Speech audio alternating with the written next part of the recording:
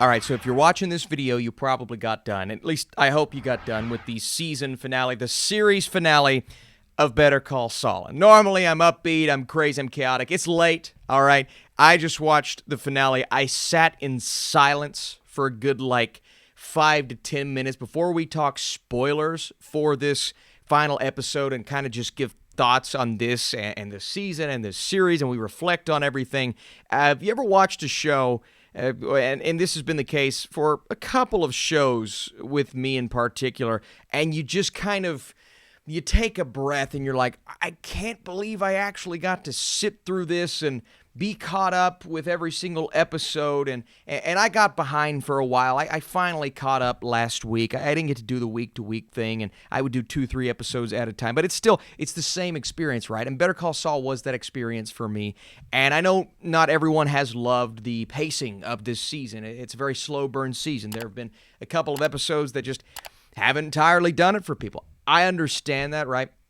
But for the most part, you talk about amazing storytelling, phenomenal characters, development across the board. That's what Breaking Bad was. That's what Better Call Saul has been, in my opinion. And in this season, we're taking characters, obviously, ending off that storyline 5 episodes ago. That was done. The big climactic shootout and Giancarlo Esposito's performance and across the board, that was amazing. And the season up until that point was ramping up to that. And then we kind of had the fallout of that. But now we're here to see what's going to happen to Jimmy. What's going to happen to him? We go back to the bus chant in this episode. Better Call Saul. Better Call Saul. And to see how this played out, it was phenomenal. It was really cool to see. But I do want to talk about this finale and how it impacted me, how it left me, how it may not have ended on the terms that I expected it to end on, but I thoroughly enjoyed the storytelling along the way. The fact that it caught me off guard, the fact that, Jimmy's on the run, jumps in the dumpster at the beginning of this episode, gets caught immediately, it feels like. We're 10, 15 minutes into the episode, he's already caught. So I thought the finale was going to be Jimmy on the run. And it wasn't that, right? We got a tiny portion. We start out with a beautiful conversation between he and Mike. Mike's always been one of my favorite characters in this universe. To get one last little convo with him has been fantastic. And just taking a look at these amazing characters and the actors playing these characters all throughout the previous seasons, kind of reflecting someone like a Tony Dalton, the character of Lalo. That's someone who I never expected to feel what I felt when we got that shootout right. But Mike, I think, is a beautiful example of seeing the emotions that truly come from that character. It's a great performance by Jonathan Banks. But as we move into Jimmy getting caught and everything unraveling and the fact that there is a long sentence at play, and they say at the beginning of the episode, it's a life sentence plus, 160-something years. Okay, we're bringing in other characters into this episode, having full conversations, and he says it. He's like, listen, I know she's in there. Bring her in. Boom, we have Marie Schrader. And the exact same character that I remember, the heartfelt kind of monologue that she's giving Jimmy, you can feel those emotions. And then Jimmy starts to go on this little kind of emotional spiel where he's bringing up Walter White. And he's making Walter sound like this crazy kingpin, like the legend that he actually is. And then we realize this is something he's just saying as Saul Goodman, wearing that mask that he so often wears in so many different situations, right? But that's exactly what I expect from his character, even at this point. Even in the most desperate and dire situation, he's laughing at it and saying, yeah, that's going to play in front of a jury, right? As long as I can get one person to feel for me, and that makes the lawyers worried just a bit, right? We don't want that to happen. I've never lost a case. I don't want to have a chance of losing this case. And obviously we have Bill Oakley there when Saul first calls him from his jail cell. I'm like, it's Bill. And I didn't know Bill was going to play such a big part in this episode, but he does. I want to talk about the scene when he first gets caught and he's sitting in the jail cell. He's laughing, this compulsive, just, you can't stop yourself from losing it. It reminded me of the scene in Breaking Bad when Walter is laying there and Skyler tells him that she just gave away the money, and he just starts, he goes from rage, he goes from anger to pure laughter. I realize my life is a comedy. It reminds me of that great Joker quote, and that's the exact feeling I got from this scene with Saul sitting in the prison cell, just got caught, and the performance there by Bob Odenkirk was just, it was phenomenal. Maybe that may have been the best he's been all throughout the show. Absolutely incredible. It's also just really cool to revisit the legend of Heisenberg, something that was built up so well all throughout Breaking Bad, right? Then we get to Better Call Saul, and we don't get a lot of Walt until the final season. We get another flashback in this episode. We'll talk about that, but we hear the story that he's telling, the fear that he felt from Walter White, from Heisenberg, and obviously he was putting on a show for everyone in the room, but it's just cool to hear that legend continue to be passed down as I get an email. Who's emailing me at 12 in the morning? I also love the little curveball there. He's coming forward to tell the story of what actually happened to Howard. Okay, that's cool, but hey, Kim, she already did that. She did that a month ago, so we get a little perspective into what time this final episode is taking place, for the most part, obviously. But and that was huge, and you could see it on his face, on Jimmy's face. He did not expect that to happen. That's what he had in his back pocket. He got it down to 7 years, and he was going to take that 7 years down to who knows, right? Maybe he would have gotten out way sooner than expected. But he was also planning something beyond that. At least we thought he was at the time, planning on throwing Kim under the bus with something else that was up his sleeve. And he said, you're going to have to bring her down there, even though this is going to screw her over and her future, it may be in peril after this.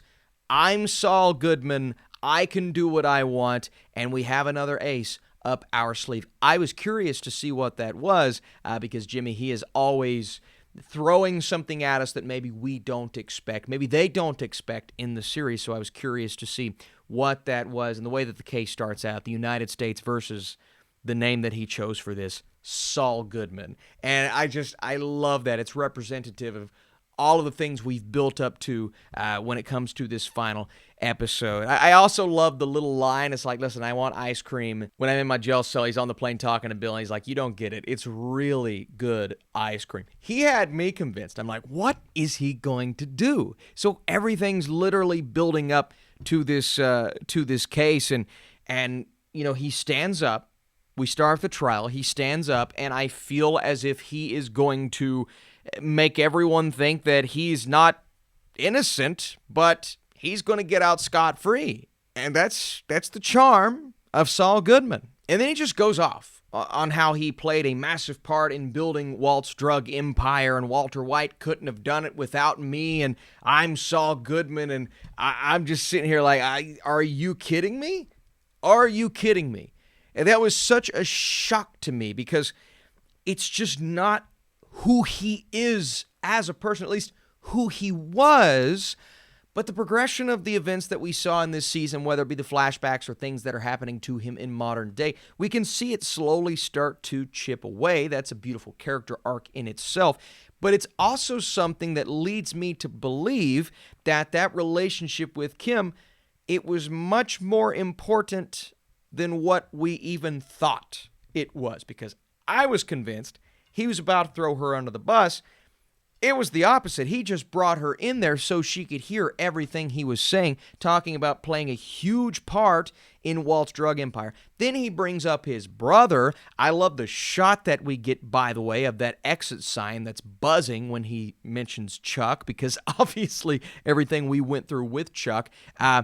And this is one of those things that will catch audience members so entirely off guard, so completely, and will baffle you to the point where you're either going to be extremely angry and frustrated, or you're going to be impressed with how Jimmy has really started to turn as a character, knowing that he's essentially going to serve a life sentence.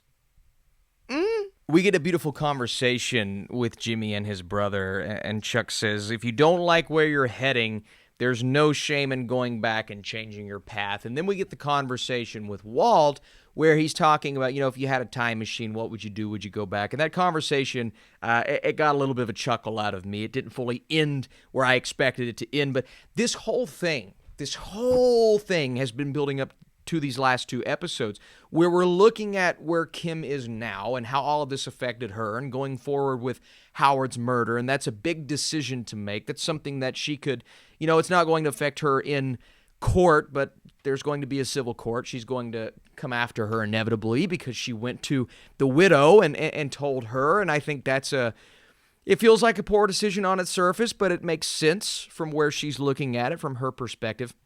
For me, though, it is, approaching where Saul is, where Jimmy is at this point, and can he accept the responsibility that he has never truly, and I think that's another reason why we got that conversation with Walt when he's like, so you've always been this guy, and he talks to Kim, so you've always been this guy, you're never going to change. And up until this final episode, he has not accepted responsibility. He has not embraced his role in Walt's drug empire. And prior to the line of Walter White could not have done it without me, he was Jimmy, and he is now, fully embracing the role of Saul Goodman and being a massive part of everything that went down and being semi-responsible for the murder of multiple individuals. And that's the first time we saw him accept that responsibility, right? We understand he could have just let it all be in his new life, but he can't get away from it. That's not who he is at his core. And we saw in the previous few episodes, he just has to keep going back, finding new people, sparking old relationships while building new ones, and going back to the same person that he was. And Walter says it, so you've always been this person. And he still is at his core, but now he's embraced and accepted that responsibility. And that's what this episode did for me. And so by embracing and accepting that responsibility finally for the first time in 6 seasons, right? We've come close before, and we finally get that. We're finally getting the closure with multiple characters in this episode, but really Jimmy and Kim, it's kind of a romantic story if you think about it. I think going back and revisiting the show is going to be fascinating. I know watching Breaking Bad 2 to 3 more times after it ended kind of changed my perspective on a few things, but now I'm going to look at it more of not a pure romance, but kind of at its core, a little bit of an exploration of their love and appreciation for each other. But the parallels of this ending and seeing, lighting the cigarette in front of the jail cell wall, it parallels a similar scene that we got, I believe, all the way back in season 1, maybe it was season 2, of those two in almost the exact same pose, and the parallels across the board, and the fact that, when he gets arrested, he calls Cinnabon, he's like, yeah, you're going to have to find a new manager. That's his phone call, right? And then, when we get to the ending and we're starting to accept the fact that he's done, that's it. Is he going to break out? I mean, no. That's it. This is not a superhero show. He's not going to bust the wall down. That's it. It's a life sentence. But it's 86 years. I'm sorry. It's not a life sentence. It's 86 years for Saul Goodman. And I'm like, that's it. And I think it's embracing that ending. I think that a lot of people are going to not struggle with. I don't think it affects the quality of the episode. I thought it was a wonderful episode with amazing closure. But it's accepting the fact that he didn't win, but in a way he won, because in a way he got to finally embrace and accept his role in this. And even with a horrible place that he's in now physically, I think he's in a better spot mentally. And we kind of see that recognition when he's on the bus and the inmates start chanting, "Better Call Saul, Better Call Saul." And I'm like, this is, I don't want to say it's strange. It's just not what I expected, but it was cool. It was really cool. It's like others are still acknowledging that he is that guy. He's always been that guy, but now he has to be that guy in prison. And it's essentially a life sentence. And as Kim's walking off and she sees him on the basketball court, and he's just fully understanding where just like all of the emotions in that final 5 minutes, man. I'm watching like, oh my goodness, this is it. And it was incredible. Like, it's a slow burn episode. Absolutely a slow burn. But it really makes you sit back and look at the show on the grand scale of things and how everything comes together so seamlessly, so beautifully. And something as simple as the decision to put the past sequences in color and the future sequences in black and white. Those types of decisions, I think, make me look at everyone, not just Gilligan, everyone, the cast, the crew, and the showrunners, allowing them to do the show that they wanted to do, to take the creative liberties and freedoms and end it in the way that I feel as if they wanted to end it. Not too long, not too short. It's like the perfect length, and Better Call Saul is going to go down, I think, as one of the better shows I've ever seen, alongside Breaking Bad. I still think Breaking Bad's my number one, but in terms of quality, Better Call Saul's right there. Look, overall, I understand there were some issues, I think, with the structure of a few episodes in this season. Not playing maybe in the order that they needed to play to kind of break up that tension as we went. Because, again, when we got that showdown and the buildup that led to that showdown, it's like, oh, my God, there's still 5 episodes remaining. What do we do now? And some of that energy that we had in the first half of the season, it just wasn't there in the back half. But in terms of where these characters inevitably ended up and the beauty that came from that, it's not the big action-packed showdown in the finale like we got in Breaking Bad. I'm okay with that. I'm absolutely okay with that. I think the season as a whole worked extremely well for me. And you ask me what my score is for this season, I have to go a 9.6 right now. I definitely need to rewatch it to see if I should raise or lower. I loved it. I loved the season. I love what they did, right? I'm biased because I love the show as a whole. It's one that I can just sit back and enjoy, and I want to continue to sit back and go back and watch it like I do Breaking Bad. But this season it meant a lot to me. This finale, this episode meant a lot to me because they didn't screw it up. And we've seen countless examples of shows that have screwed up, or I've at least been disappointed with the finale. One earlier this year in Ozark. I loved the season. I was underwhelmed with the finale. This is not the case with Better Call Saul. Absolutely not the case. But a more chill, relaxed review for you guys. I didn't try to sit and edit all night. It's late. I'm going to put out what I just recorded. I hope you guys got something out of it. I hope you kind of understand where I'm approaching this show now and just how I was very content, very happy with the finale. All right, guys. Hey, it's late. Go get some sleep. Thanks for watching. Let me know if you want more Better Call Saul videos, all that stuff. See you soon.